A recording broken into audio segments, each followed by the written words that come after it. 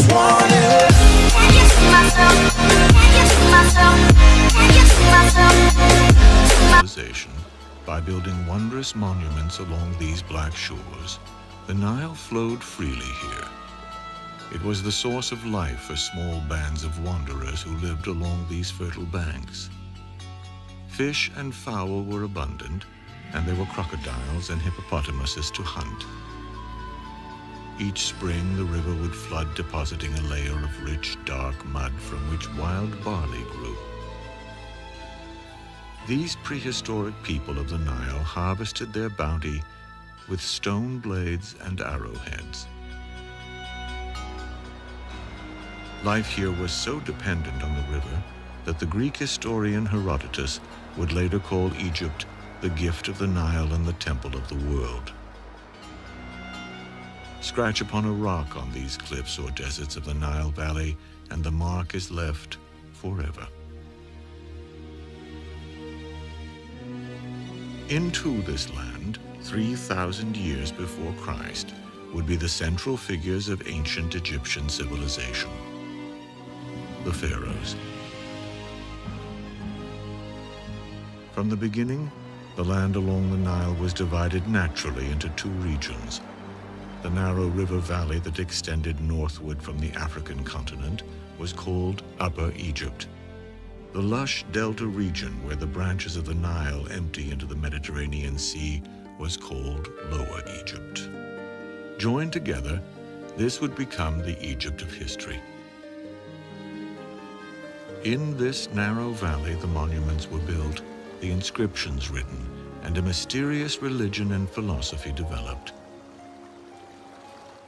This valley of the Nile, protected by the deserts which close it in, is the land of the pharaohs.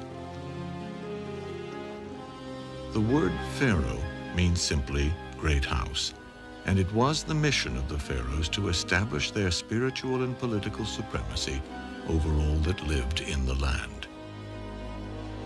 The foremost symbol of this kingship was the crown. One of the two most important was the white crown, a tall, slender headdress with a rounded top. It signified its wearer as the ruler of Upper Egypt. The red crown signified the ruler of Lower Egypt. When the two were combined and worn at once, the crown signified the pharaoh of all Egypt. The pharaoh also carried ceremonial tools called the crook and the flail.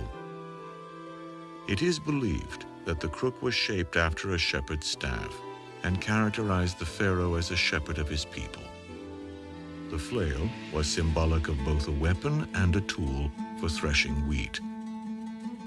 When crossed across the pharaoh's chest, they signified his power to lead, protect, and provide for his people.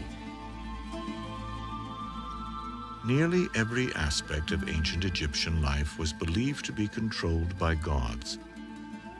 Often the god was represented by an animal, a reflection of the awe with which these Nile dwellers regarded the creatures that shared their fertile homeland. The ruling pharaoh was believed to be the embodiment of the hawk-headed god, Horus, ruler of the sky and lord of heaven. Above all, the ancient Egyptians believed their life on earth and the order of the universe was controlled by a force they called Ma'at. Pharaoh's job description might be described as maintaining Ma'at. Everything must function according to Ma'at, or the universe, the ordered universe, might collapse into chaos.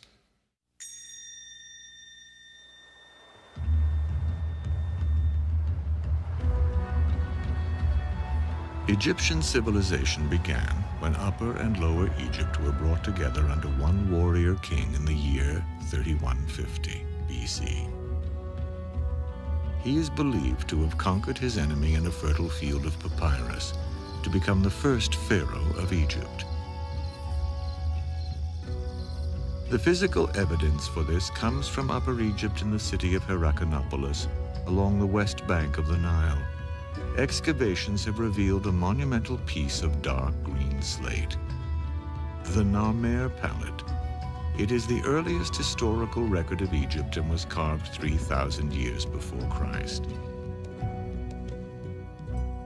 This is a replica of the Narmer palette, about third scale, so the original would have been much larger than this. The classical interpretation of the Narmer palette has been that this pharaoh, Narmer, was the king who unified the country, and this document has really played a major role in that interpretation. Hieroglyphs of the pharaoh's name depict a catfish above a chisel and form the word Narmer, a name that translates literally as angry catfish. This may sound to us rather amusing. However, the Nile has several species of electrically charged catfish that are capable of inflicting a very painful electrical jolt. So that I think the name really has some resonance. According to legend, Narmer burned the enemy village and killed each of its soldiers. The reverse side of the Narmer palette depicts such a scene after the pharaoh's battle. In front of the king and the followers of Horus is the remains of a battlefield with rows of beheaded individuals with their heads between their legs. Narmer began a bloodline that marked the rise of the first dynasty of pharaohs over 5,000 years ago. 29 such dynasties, or distinct family lines of rulers, would follow. The changes due to either lack of an heir or by the wars and political infighting that lay in the future of the pharaohs, a period that would span some 3 millennia. In order to secure his conquest, the pharaoh Narmer probably married a princess of northern origin. He then moved north along the Nile and founded his residence city at a site known as White Walls. Here, in 3050 BC, he was succeeded to the throne by his son, whose name, found on a simple shard of pottery, meant fighting hawk. He was the pharaoh Hor-Aha. Hor-Aha's greatest achievement was the founding of the city of Memphis on the site of what had been his father's residence, White Walls. This city would grow into the political and religious capital of ancient Egypt. Made of mud and wood, it has all but vanished. But the Greek historian Manetho leaves an impression of this city of White Walls. Memphis was by far the largest city I had ever seen. A colossal wall of pearly limestone encloses the city proper. Within the wall, many temples rise from the enormous spread of brown brick houses, and around them tower an army of gigantic statues. The pharaoh and his family lived in a palace inside the Great White Wall. The interior was brightly painted with scenes of Egyptian life. The wood-beam ceilings were supported by massive columns of stone.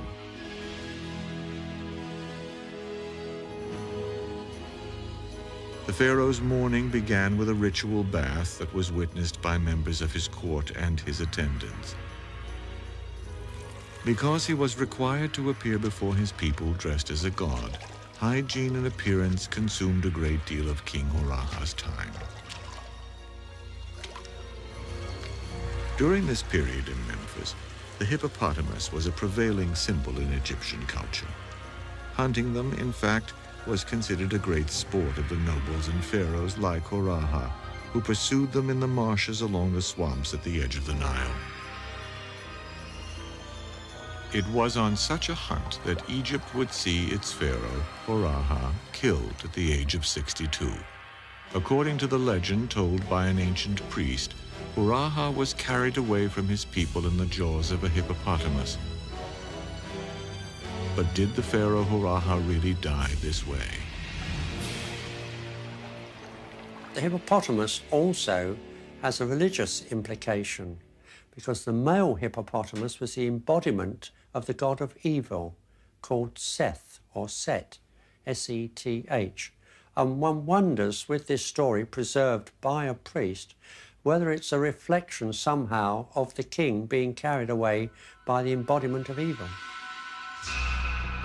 Perhaps the 62-year-old pharaoh really was carried away by old age, and the ancients attributed his death to their god Seth, the bringer of fierce storms of the desert, whom the Egyptians sought to appease. We may never know how the pharaoh Hurraha really died, but we can visit his tomb in search of clues at an ancient burial ground on the edge of the desert.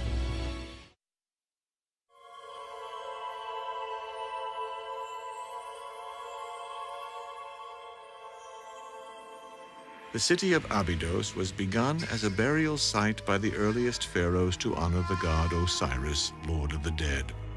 It was the legendary rebirth of his body that gave rise to the ancient Egyptian belief in life after death. 40 feet below the desert's surface is what remains of the Osirion, the temple at Abydos, where the ancient Egyptians worshipped the god Osiris as a symbol of resurrection. Its walls are inscribed with chapters from the Egyptian Book of the Dead, a set of instructions designed to enable the deceased to safely pass through to the next world. Until now, most bodies had been simply buried in a shallow pit. The natural drying effects of the desert sand against the corpse resulted in a withered human form in a very short time. To shield their earthly remains for all eternity, the pharaohs of the first dynasty built sturdy tombs here. Once buried at Abydos, the pharaohs believed they would join their god in the afterlife, and indeed continue to rule and keep order in the universe forever. The tomb that awaited the pharaoh at Abydos was called a mastaba, the Egyptian word for bench. Made to endure forever, the mastaba was built of sun-baked mud bricks with a flat roof and sloping sides. Inside were compartments stocked with an array of food, tools, and furniture, intended to fortify the king for eternity. Under this structure was a shaft that led to an underground chamber lined with brick. There the pharaoh's body would rest, and the shaft would be filled with stone to make the tomb inaccessible. Most scholars agree that the ruins of this tomb, which archaeologists call Tomb B19, once held the remains of the pharaoh Hurraha. Around him were the burial pits of his faithful servants, concubines, and even pet dogs, who were all sacrificed and expected to accompany him into the afterlife. In time, such sacrifices ceased, and burial near the pharaoh was reserved for royal family and valued subjects. Another tomb close by was labeled with the name Bener-Ib, which translates literally to sweet heart. It is possible that this was the tomb of Hurraha's queen, or possibly his favorite concubine. The death of the pharaoh Hurraha marked the start of a period of growth and prosperity for Egyptian civilization that would last for more than 800 years.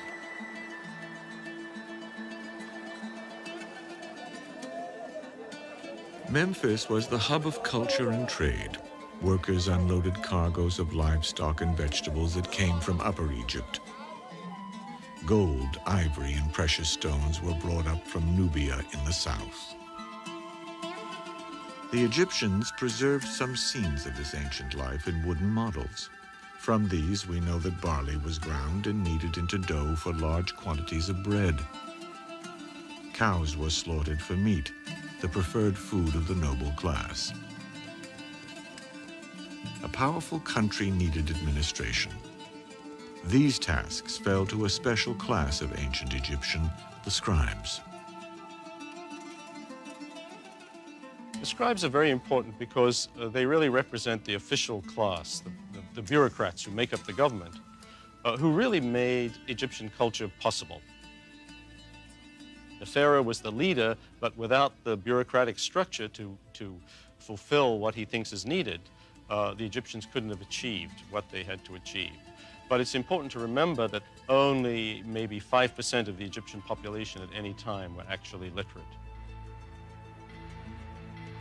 As a practical matter, the pharaoh had to delegate most of his duties to officials called viziers, second only to a pharaoh in status.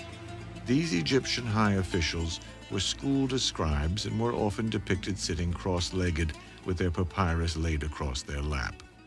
This was the customary posture for writing. Not only did the scribe ensure the pharaoh's wishes were carried out, he ensured a record would be left for history.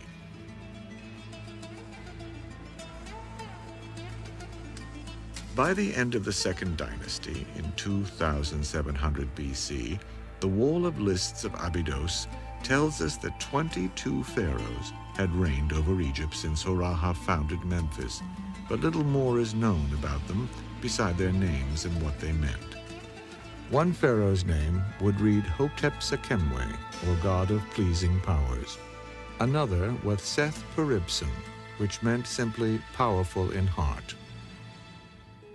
What else we know is that their burial mastabas would be built closer to the capital city, Memphis. These grew more imposing and elaborate. Some reached 17 feet high with as many as 70 chambers. The construction of ever more elaborate monuments to these pleasing and powerful pharaohs indicates increasing confidence, wealth, and knowledge. The Egyptians soon developed new skills in building and architecture. A trend towards greater and greater beauty and excellence led here to Saqqara.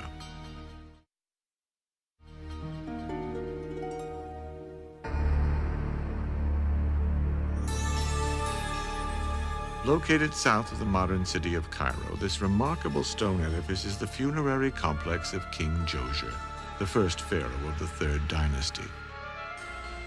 With the reign of Djoser, which began in about 2630 BC, the power of the pharaoh was absolute. Everyone, from the proudest administrator to the lowliest slave, was subject to his dictates. It was Djoser, whose name meant the most sacred one, that first began to explore the vast mineral wealth of the Sinai Peninsula that lay across the Gulf of Suez to the east. Here he would discover rich deposits of copper and turquoise that added to his wealth. He sent boats up the Nile to extend his rule and the borders of Egypt as far south as Aswan. To proclaim his exalted status, Djoser commissioned the first pyramid ever built in Egypt, the Step Pyramid. 200 feet high, the towering six-tiered step pyramid dominates the horizon and the elaborate burial complex which surrounds it. King Djoser's burial complex is very important because it is the first monumental building built entirely out of stone, the first time in history. Even more important, it gives us the idea of how a funerary complex is going to look like in Egypt from that time on. As a burial monument, it was truly a staircase to heaven. As an architectural achievement, it pays homage to the pharaoh Djoser's mysterious chief architect and scribe Imhotep.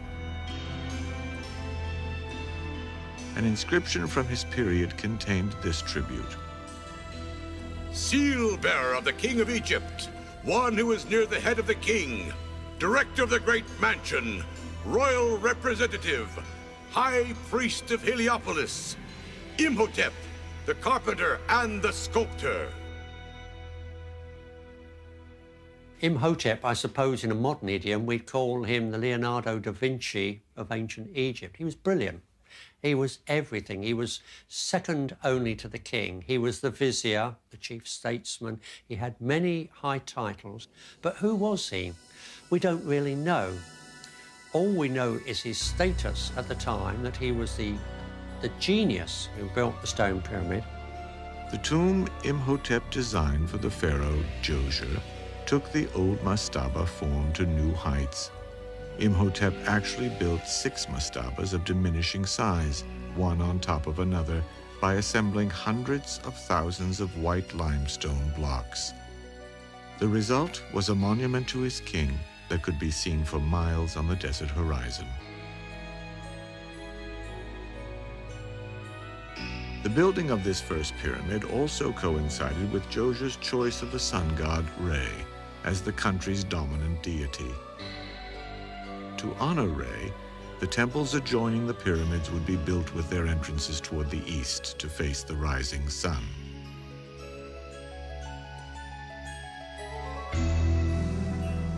The complex was enclosed by a wall 30 feet high with many false entrances. This served as a symbolic setting for Djoser's Hebsed festival, a ceremony that celebrated the pharaoh as a magical symbol of fertility. It involved the pharaoh stepping through a ritual course that represented the four corners of Egypt. Inside one of the step pyramid's galleries, a relief depicts Djoser eternally stepping through the Hebsed festival as his court recited a pious incantation. Lord of destiny, creating the plenteous harvest, pillar of the sky, support of the earth, leader who directs the two banks of the Nile. There is plenteous harvest wherever his sandals may be. The Hebsed festival took place about every 30 years of reign of a particular pharaoh. And it was meant to be a rather civilized way of rejuvenating life in Egypt and prosperity, and to ensure that they would have this. In other cultures, very often, they would kill the king, and then there would be a new young king coming onto the throne, but the Egyptians did not do that. They had a ritual for rejuvenation, and the king would stay in power. Djoser would reign for only 19 years, and we may never know whether his Hebsed court was ever used for the festival of his rejuvenation. We do know that when he died in 2649 BC, he had begun a legacy of pyramid building in ancient Egypt that would be copied and refined for 2,000 years.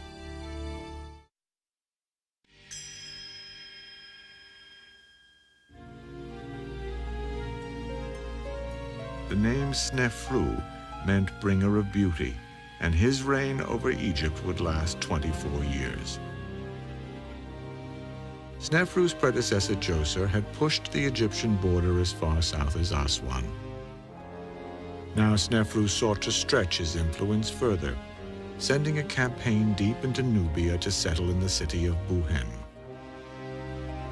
This was used as a base for mining expeditions, trade, and conquest. He is said to have returned with 7,000 captive Nubians, presumably to use as laborers, and 200,000 head of cattle. This carving celebrates a raid on turquoise mines in the Sinai Peninsula and depicts Snefru killing an enemy. Its inscription calls the pharaoh a great god who conquers the foreign lands. Another of the chief commodities sought by the pharaoh was timber. Much wood was needed to make furniture and provide beams for the homes of the wealthy. But such trees were scarce in Egypt, and the nearest source would require the Egyptians to travel by sea. The pharaoh ordered construction of 60 merchant ships. Soon there were fleets of graceful sailing vessels en route to Byblos in Lebanon. One of Snefru's scribes would record the bringing of 40 ships filled with cedar logs. Wall inscriptions from this time also tell us that Snefru awarded estates built of cedar logs and mud bricks to his high officials, but he was careful that they were widely separated to discourage them from banding together to form their own sub-kingdom. Still, the king found time to celebrate. By all accounts, life was sweet under Snefru's rule. Egypt in the 3rd millennium BC was a land of peace and plenty. Formal gatherings of nobles were hosted by the new pharaoh and his queen. Members of the court feasted on figs and fattened ducks. These people of ancient Memphis were lovers of beauty and fashion. They wore wigs, eye paint, and fine linen robes, when they wore much at all. The ancient Egyptians also paid great attention to fragrance, because body odor was a sign of sinfulness. For this reason, cones of perfumed fat were worn on the heads of eligible women. Over the course of a long, hot evening, the cones would melt and run down over their bodies.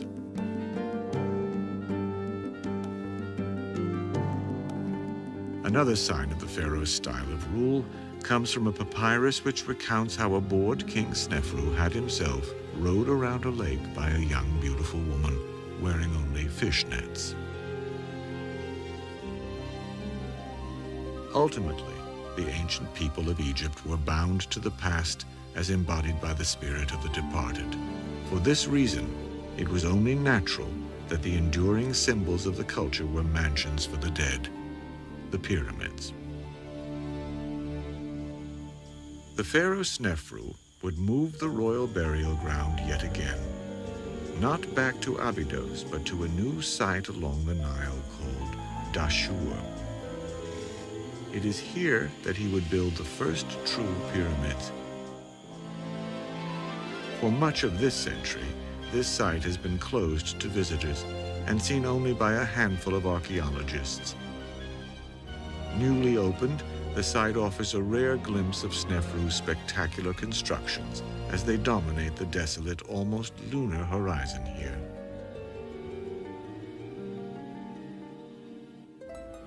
Rising 341 feet from the desert floor, this is the Bent Pyramid, the first that Snefru would have built for himself. Snefru named it the Gleaming Pyramid of the South, and its shape led some scholars to suggest that the pharaoh died suddenly and his pyramid had to be finished hastily. In truth, the curious shape reveals much about Snefru's pyramid builders. The Bent Pyramid is probably one of the first major lemons that we can find in history. When they originally started building the pyramid, the Egyptian architects didn't realize that the ground on which the pyramid was built could not carry all that weight. So as a result, when they got halfway up, the interior of the pyramid started cracking. There were all kinds of structural problems. So one of the ways they tried to fix it was to change the angle of the pyramid to a less steep slope so that there would be less mass of rock on it. Inside, Snefru had this limestone relief of himself placed on the wall of a chamber. It depicts him dressed for his renewal or Hebsed festival and wearing the double crown that signifies him as the ruler of Upper and Lower Egypt. Outside his misshaped pyramid, he supervised the building of an elaborate funeral temple, part of which can still be seen.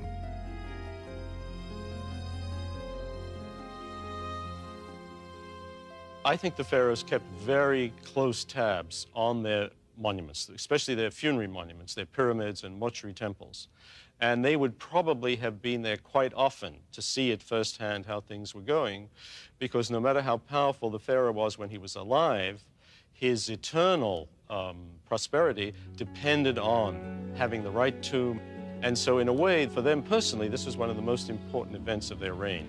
And it was very unfortunate if you were a chief architect and something really went wrong, which occasionally did. Such was the final case of Snefru's Bent Pyramid. Its chambers would remain forever empty, but his architects were not punished. Instead, 1 mile to the north, they went on to build a masterpiece, the most striking edifice at Dashur, the Red Pyramid.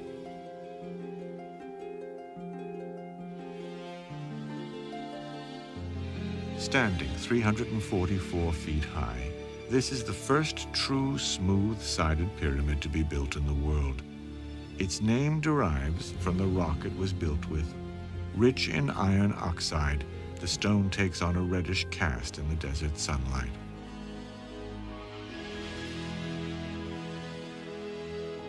The design of the Snefru's Red Pyramid closely followed the emergence of the sun god Re as the country's dominant deity.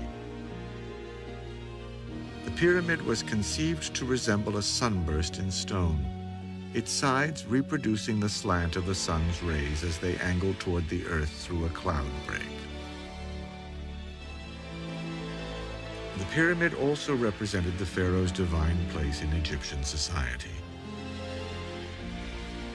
The king is at the apex, the pharaoh, and it spreads down, widening out. The immediate family are the closest and higher portions until you get right down to the broad base. It tells us how unified the kingdom was, how the king, the pharaoh, could call upon forces to build, and people were pleased to work on this because it was a monument to the king when he became a god after he died, and in so doing it ensured their own well-being on earth. Ironically, the very top or capstone of the Red Pyramid that symbolized Snefru has fallen to the ground where it has been preserved.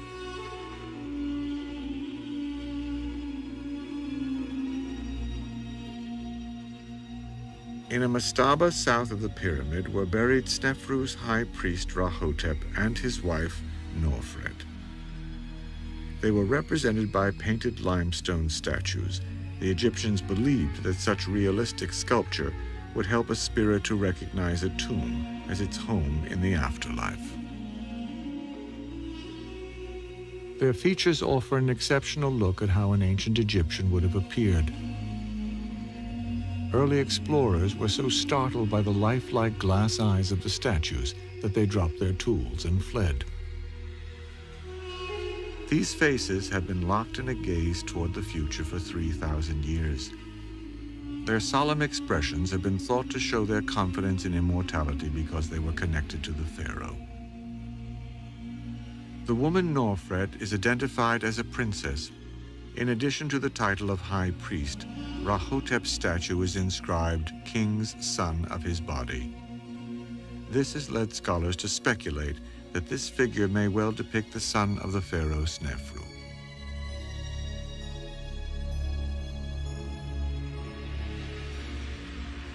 Snefru himself was destined to be buried in his masterpiece, the Red Pyramid. Inside, a magnificent hallway passage opens to a burial chamber with ceilings that stretch 45 feet high and appear to be held in place by beams made of stone. Though long ago emptied by tomb robbers, the chamber would have held unimaginable riches and ultimately its royal occupant, the pharaoh's corpse. Here, the dead pharaoh was thought to gaze through the shaft to watch day turn into night. Sealed in a stone tomb, a body would quickly decompose from moisture. The ancient Egyptians realized they were actually destroying what they were hoping to protect, and so, upon Snefru's death, he would become something else.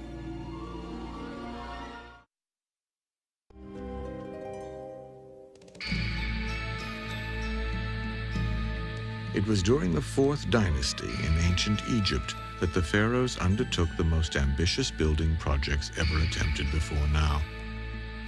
The first to build here was the pharaoh Khufu. He succeeded his father Snefru in the year 2551 BC.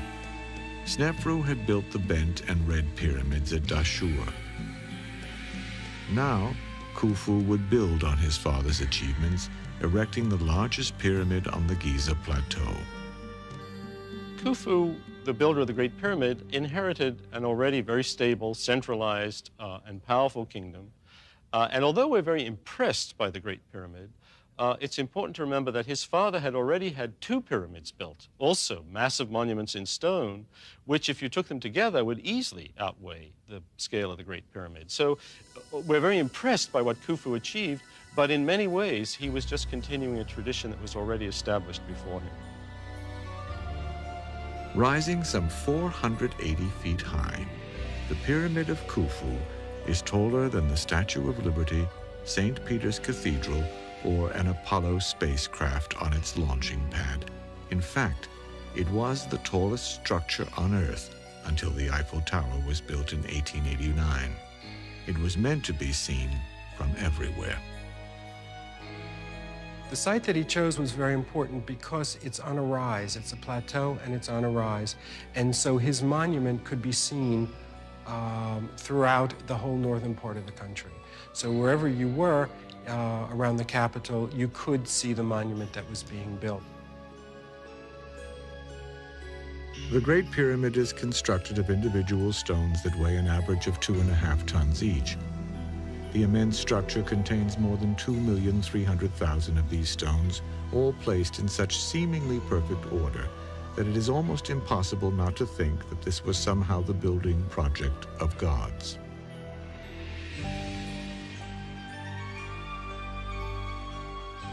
Inside, a chamber known as the Grand Gallery was built near the top.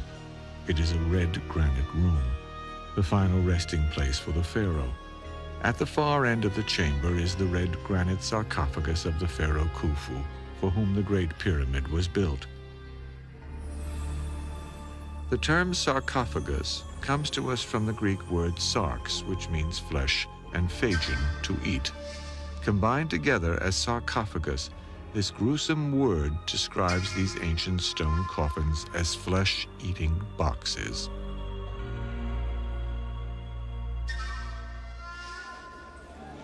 How the Egyptians quarried, shaped, and moved so much stone to the Giza Plateau has baffled scholars for centuries. They had no beasts of burden or wheels strong enough to carry the weight. By this achievement, his pyramid transformed Khufu into the very symbol of absolute rule, and the 5th century Greek historian Herodotus chronicled the pharaoh's extreme cruelty. Khufu drove them into the extremity of misery. For first, he shut up all the temples to debar them from sacrificing in them. And thereafter, he ordered all Egyptians to work for himself. To some was assigned the dragging of great stones from the stone quarries in the Arabian mountains as far as the Nile. The people worked in gangs of 100,000 for each a period of 3 months. The pyramid itself took 20 years in the building. But to such a pitch of wickedness did Khufu come that when in need of money, he sent his own daughter to take her place in a brothel. Modern-day scholars are skeptical that Khufu was truly an evil king. The notion that Khufu was a harsh ruler seems to have originated in a text that dates to a much, much later period, in which he is seen as sort of a bored or even an indifferent ruler, not to say necessarily harsh. That idea was picked up by the later Greek historians, and we are told that he was truly a tyrant. But really, there is no contemporary evidence. In fact, there is little written history at all describing the builder of the Great Pyramid, and aside from a granite head thought to depict him, only a tiny statuette of him carved in ivory has survived to the present.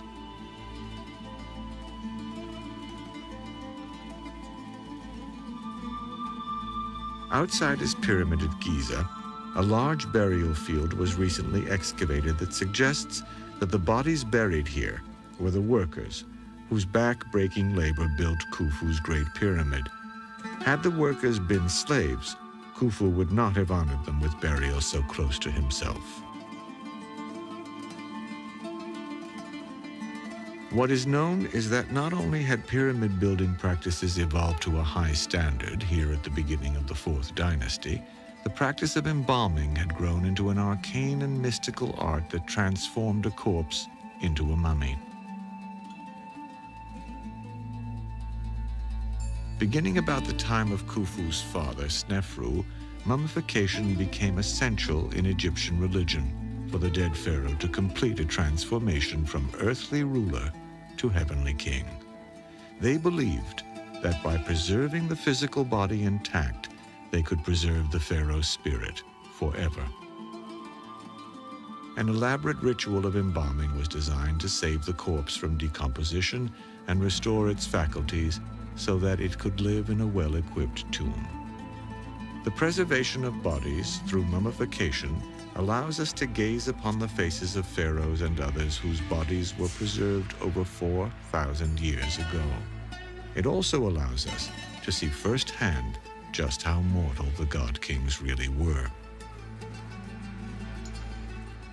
through medical analysis, modern doctors know that the pharaoh suffered from gallstones, tuberculosis, polio, appendicitis, hernias, club feet, and cholera.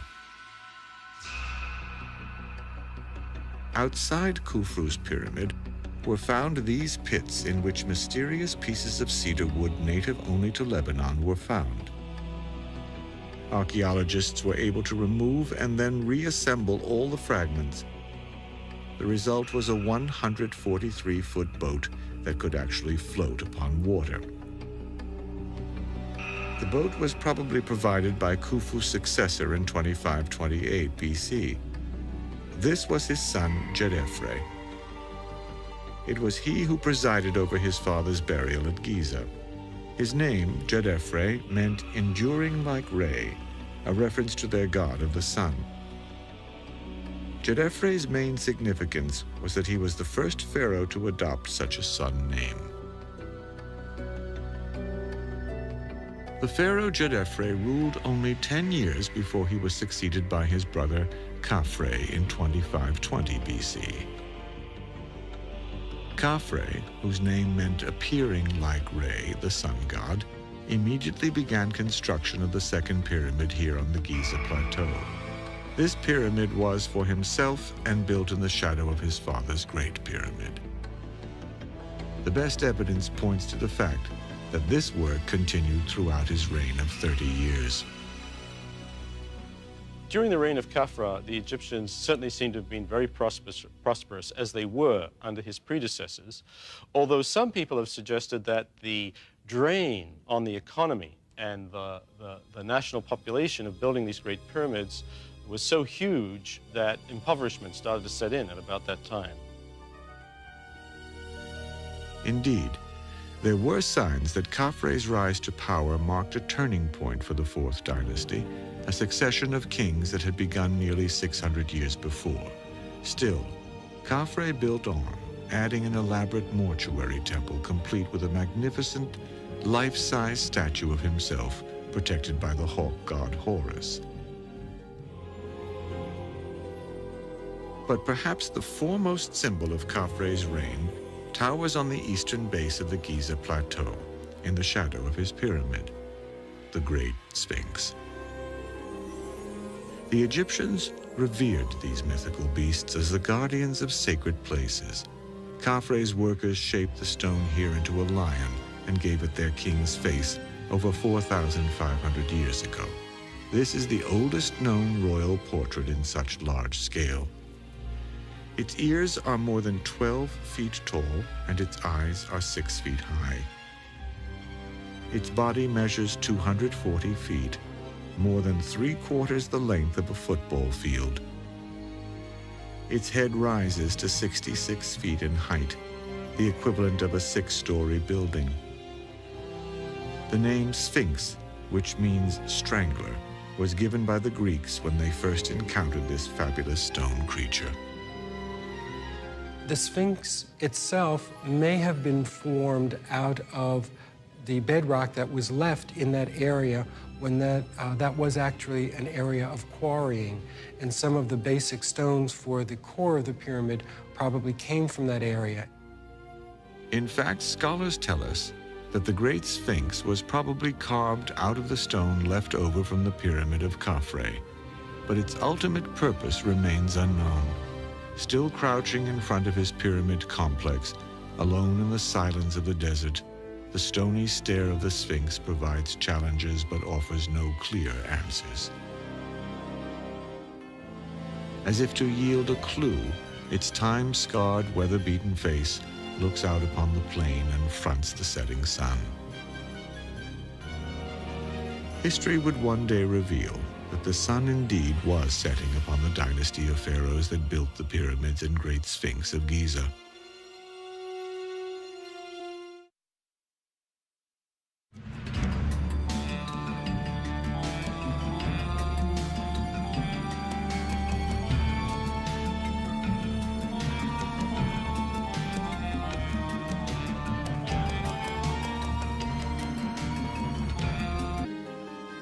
In this narrow valley the monuments were built, the inscriptions written, and a mysterious religion and philosophy developed. This valley of the Nile, protected by the deserts which close it in, is the land of the pharaohs. The word pharaoh means simply great house, and it was the mission of the pharaohs to establish their spiritual and political supremacy over all that lived in the land. The foremost symbol of this kingship was the crown. One of the two most important was the white crown, a tall, slender headdress with a rounded top. It signified its wearer as the ruler of Upper Egypt. The red crown signified the ruler of Lower Egypt. When the two land, the ruling pharaoh was believed to be the embodiment of the hawk-headed god, Horus, ruler of the sky and lord of heaven. Above all, the ancient Egyptians believed their life on earth and the order of the universe was controlled by a force they called Ma'at. Pharaoh's job description might be described as maintaining Ma'at. Everything must function according to Ma'at, or the universe, the ordered universe, might collapse into chaos.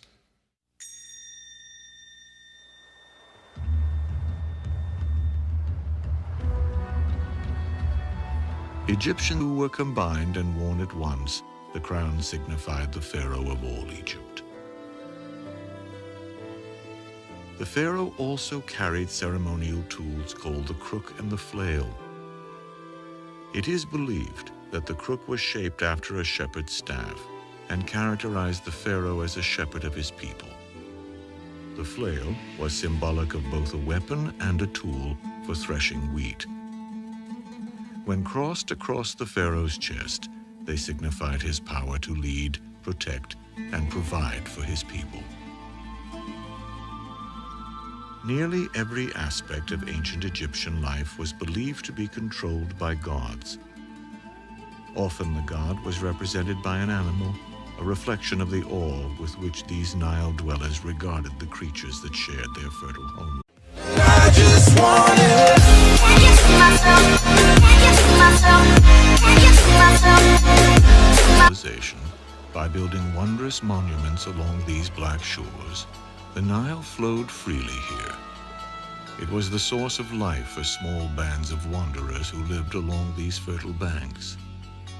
Fish and fowl were abundant, and there were crocodiles and hippopotamuses to hunt. Each spring, the river would flood, depositing a layer of rich, dark mud from which wild barley grew.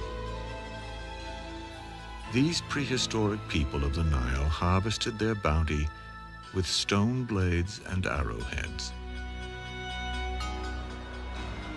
Life here was so dependent on the river that the Greek historian Herodotus would later call Egypt the gift of the Nile and the temple of the world.